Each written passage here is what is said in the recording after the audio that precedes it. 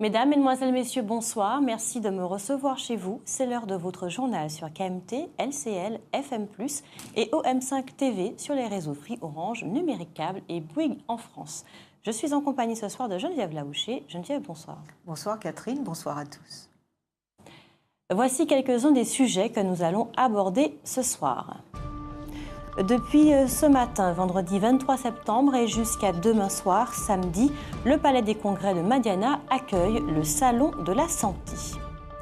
Mardi 20 septembre, la Caisse d'allocation familiale a signé avec la communauté d'agglomération de Cap-Nord une convention territoriale globale.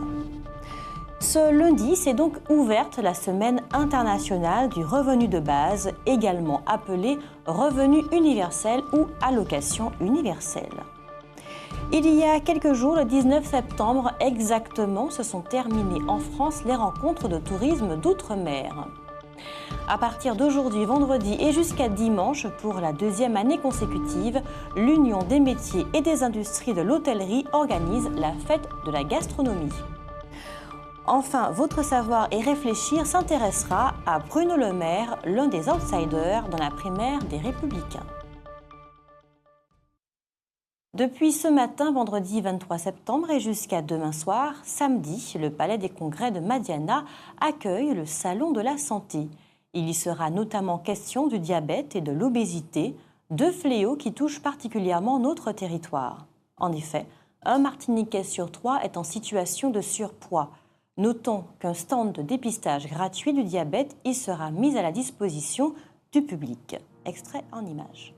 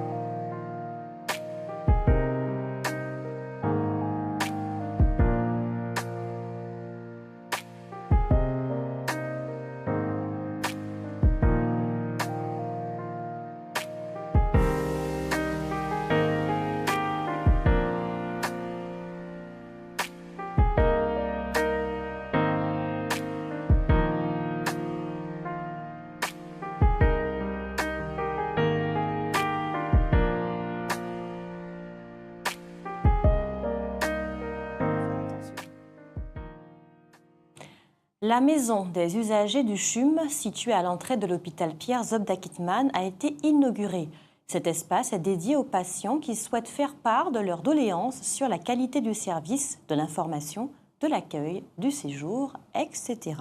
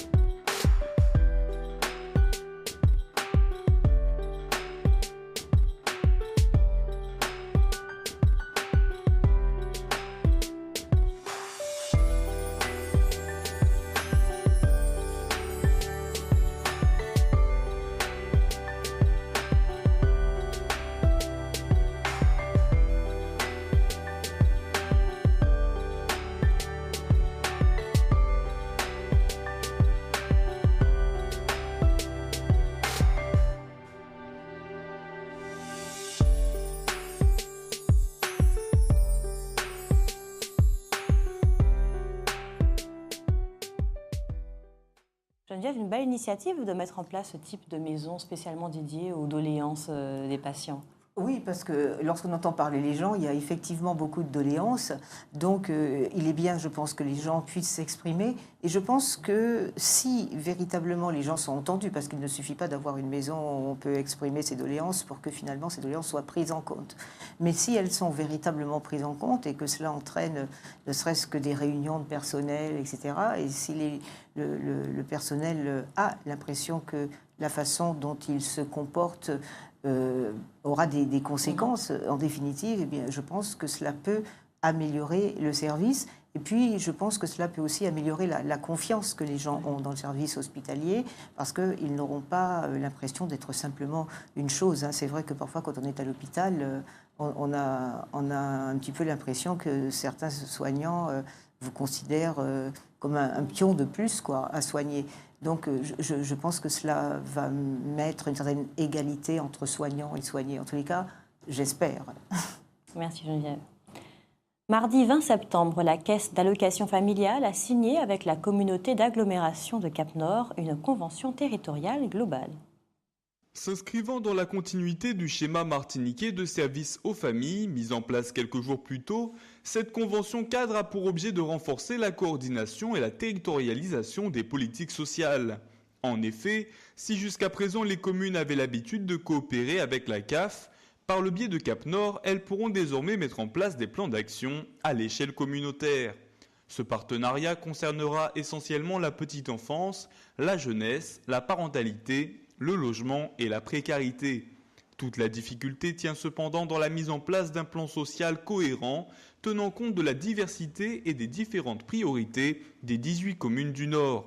Alfred Montieu, le maire du Robert et président de la communauté d'agglomération, ainsi que les autres maires de l'espace, étaient donc présents lors de la signature de cette importante convention qui sera effective durant les 4 prochaines années. Déjà acté par la CACEM, pour le maire de Grand-Rivière, Joachim Bouquetti, une telle collaboration aurait dû être mise en place depuis longtemps. Patrick Caner, le ministre de la Ville, de la Jeunesse et des Sports, est arrivé aujourd'hui, vendredi, de Guadeloupe sur notre île. Pendant 3 jours, il effectuera des visites de terrain avant de s'envoler lundi vers la Guyane. Durant son séjour, il rencontrera les médaillés martiniquais aux Jeux Olympiques de Rio. Notons qu'il devrait annoncer une augmentation des dotations consacrées aux infrastructures sportives des régions ultramarines. Ce sont près de 3 tonnes de matériel scolaire qui ont été expédiés ce vendredi matin vers la Dominique par l'Union des parents d'élèves de la Martinique.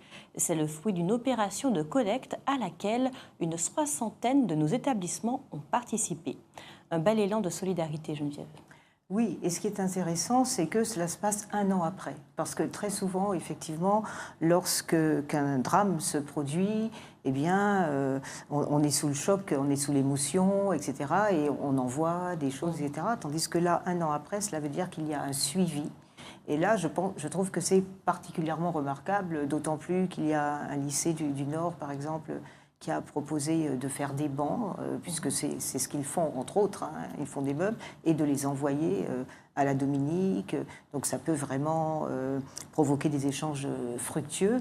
Et le fait d'être capable de faire preuve de solidarité dans la durée, c'est, me semble-t-il, relativement rare, et cela vaut la peine d'être souligné. Alors que vient de s'ouvrir la Semaine internationale du revenu de base, il semble important de faire le point sur cette idée. Elle offrirait à chaque individu la possibilité de compter sur un revenu, quelle que soit sa situation. Ce lundi, s'est donc ouverte la Semaine internationale du revenu de base, également appelée revenu universel ou allocation universelle. L'idée est en tout cas de permettre à chaque individu de pouvoir compter sur un revenu de subsistance, quelle que soit sa situation. Le revenu de base pourrait ainsi correspondre à un montant allant de 465 à 1 000 euros selon les projets et s'ajouterait à un éventuel salaire. Il serait versé indépendamment de la situation financière et familiale, contrairement au système actuel de prestations sociales, et pourrait soit s'ajouter à certaines allocations comme l'aide au logement, soit remplacer celles qui existent actuellement. Le coût d'une telle mesure serait d'un peu moins de 200 milliards d'euros par an pour un montant de 500 euros mensuels et d'à peu près 400 milliards pour 1000 euros.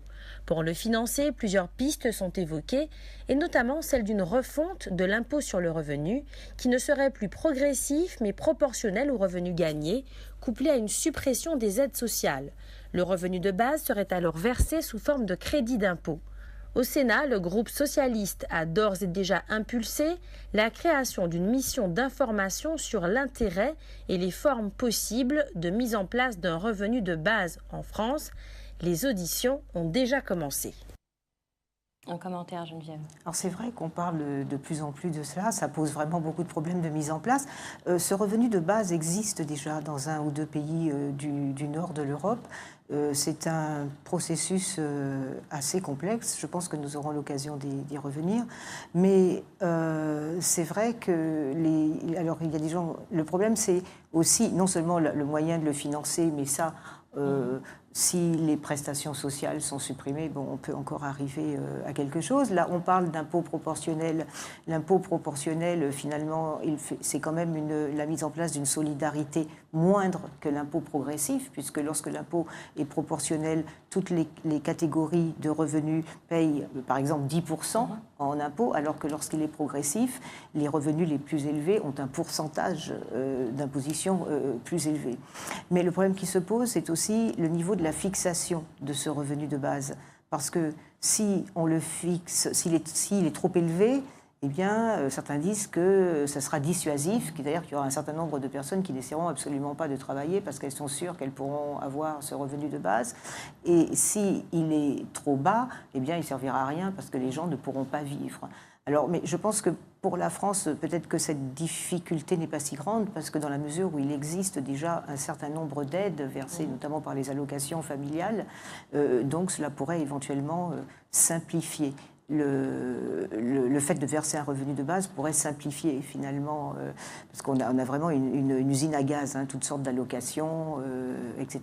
Mais je trouve intéressant que cette idée fasse son chemin, parce qu'elle a été lancée il y a longtemps, et j'avoue que j'avais l'impression on n'était pas à la veille de la voir le jour, en quelque sorte. Bon, vous me direz, c'est pas encore fait.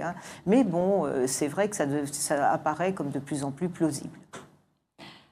La mairesse de Basse-Pointe, Marie-Thérèse Casimirius, a adressé une lettre au président de la République. Elle y fait part de sa préoccupation quant à la situation du nombre important de ressortissants ultramarins vivant sans domicile fixe dans l'Hexagone.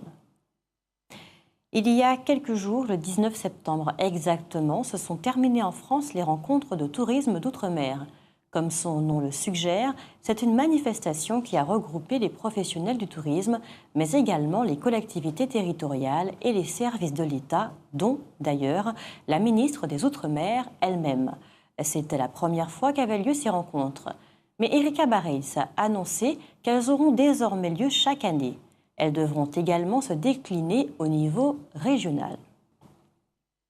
Le tourisme mis à mal cette année en France, à cause des attentats, notamment celui de Nice, représente 7% du produit intérieur brut de la France. On aurait pu penser qu'avec tous les atouts dont ils disposent, les Outre-mer pourraient faire mieux. Ils font effectivement mieux, mais très peu, moins de 10% de leur PIB. Au cours des rencontres du tourisme qui viennent de se dérouler en France, il a été diagnostiqué que le principal problème du tourisme dans les Outre-mer, c'est sa gouvernance. Il a été rappelé que dans un de ses rapports, la Cour des comptes a noté de nombreuses incohérences à ce niveau-là et a estimé que les collectivités chargées du tourisme n'ont pas su définir et impulser une politique innovante. Cela signifie que même si les Martiniquais se transforment en bâtisseurs de paradis, comme on le leur a suggéré, il n'est pas sûr que ça fonctionne, puisque, en tout cas, selon la Cour des comptes, la gouvernance du secteur est elle-même défaillante. La ministre des Outre-mer, quant à elle, préconise une plus grande ouverture aux touristes des BRIC, Brésil, Russie, Inde, Chine et Afrique du Sud. Un commentaire, Geneviève. Oui, alors justement, les touristes, surtout les plus jeunes des touristes, eh bien, ce qu'ils cherchent de plus en plus, c'est à consommer. Et on se rend compte que, par exemple, la Grande-Bretagne, bien qu'elle soit, malgré le Brexit, eh bien, il n'y a pas encore eu, en tous les cas, de catastrophe économique et qu'elle attire énormément en ce moment de touristes. Et on sait que le grand réservoir de touristes dans le monde, c'est quand même la Chine. Et les Chinois, tout particulièrement, ils sont très friands de marques. Or, ils trouvent, par exemple à Londres, qui est quand même une ville qui a beaucoup d'atouts, c'est un petit peu la ville européenne de la liberté, en quelque sorte, eh bien, ils trouvent à Londres tous les produits français, peut-être moins chers qu'en France, en définitive, en tous les cas pas plus chers qu'ils ne l'étaient avant. Et donc, du coup, c'est relativement plus difficile d'attirer ces touristes avec la plage, etc., parce que c'est une génération de gens qui a toujours besoin de quelque chose, c'est-à-dire d'avoir quelque chose pour se distraire. Et puis, s'agissant des Chinois, eh bien, les Chinois qui voyagent maintenant, eh bien, ils sont issus d'un pays qui, pendant longtemps, a eu un niveau de vie bien inférieur à celui du monde développé. Donc, ils sont encore plus à l'affût de la consommation parce que c'est quelque chose de nouveau pour eux. Donc, on a un long chemin à parcourir avant d'arriver à les attirer. Toute l'actualité des régions d'outre-mer et des ultramarins de l'Hexagone sur outremernews.fr.